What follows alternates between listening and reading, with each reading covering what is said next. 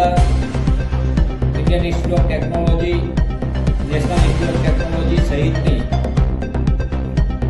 દેશની અનેક એન્જિનિયરિંગ કોલેજમાં પ્રવેશ માટે જોઈન્ટ એન્ટ્રન્સ એક્ઝામિનેશન એન્જિનિયરિંગ માટે પાર્ટ 1 અને પછી એના પછી JEE મેઇન લેવાય છે.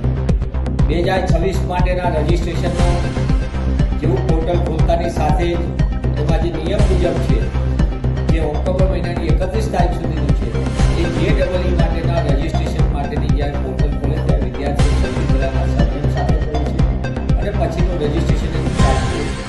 હવે ગુજરાતની અંદર તાજેતરમાં જ સરકારે એક નિયમ કર્યો અને એ નિયમ હતો સીધો કે સરકારે વિદ્યાર્થીઓનું જે સરનેમ છે એ પાછળ લઈ ગયા, કારણ કે અપાર આઈડી સાથે મેચ થાય ને એવું સરકારે એક ગતકડું કર્યું. આ ગતકડા કારણે ગુજરાતના વિદ્યાર્થીઓની બધાની સરનેમ પાછળ સાઈન થઈ ગઈ. એટલે કે જ્યારે વિદ્યાર્થી પોતે JEE-માં રજિસ્ટ્રેશન કરાવે તો એ રજિસ્ટ્રેશનમાં એનું સરનેમ પહેલાં લખશે અને એના ડોક્યુમેન્ટ જે અપલોડ કરશે એમાં સરનેમ પાછળ છે. એ વિસંગતતાના કારણે ફોર્મ આગળ સબમિટ નથી થતું. એટલે કે ગુજરાતની ભાજપ સરકારના શિક્ષણ વિભાગના ગતકડાથી હજારો વિદ્યાર્થીઓ રાષ્ટ્રીય કક્ષાની પ્રીમિયર ઇન્સ્ટિટ્યૂટમાં પ્રવેશ માટેની પ્રવેશ પરીક્ષાથી વંચિત નિર્માણ થયું છે. પરીક્ષા જ નહીં આપી શકે. પરફોર્મન્સની વાત તો પછી આવે. ત્યારે આ સંજોગોની અંદર ગુજરાતમાં 2025ની અંદર 1 લાખ કરતાં વધુ વિદ્યાર્થીઓએ પોતે JEE-માં રજિસ્ટ્રેશન કરાવ્યું હતું અને બીજી ઓપ્શનની અંદર એટલે બીજા પાર્ટની અંદર 55,000 વિદ્યાર્થીઓ રજિસ્ટ્રેશન કરાવ્યું હતું. એટલે કે આપણે એવરેજ માનીએ તો ગુજરાતમાં 1 લાખ જેટલા વિદ્યાર્થીઓ JEE-ની પરીક્ષા માટે રજિસ્ટ્રેશન કરાવતા હોય.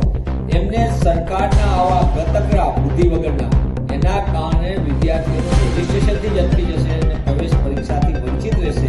એટલે કે એમને પ્રીમિયર ઇન્સ્ટિટ્યૂટમાં પ્રવેશ લેવો તો કઈ રીતે લેવો એના માટે હજુ સુધી કોઈ નિર્ણય થઈ નથી. ત્યારે કોંગ્રેસ પક્ષ તરીકે અમારી માંગ છે, મેં રાજ્યના મુખ્યમંત્રીશ્રીને આ બાબતે વિસ્તૃત રજૂઆત લેખિતમાં કરવાના છીએ અમે.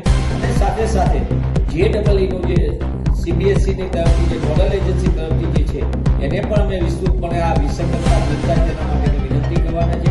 હું આપના માધ્યમથી સરકારને પણ વિનંતી કરું છું કે તાત્કાલિકપણે ગુજરાતના વિદ્યાર્થીઓને JEE-ના રજિસ્ટ્રેશનમાં જે વિસંગતતા ઊભી થઈ છે સરકારના નિર્ણયના, એ વિસંગતતા તાત્કાલિક દૂર કરવામાં આવે, સંકલન કરવામાં આવે તો વિદ્યાર્થીઓને આવનારી પરીક્ષામાં પ્રવેશ પરીક્ષા આપી શકશે.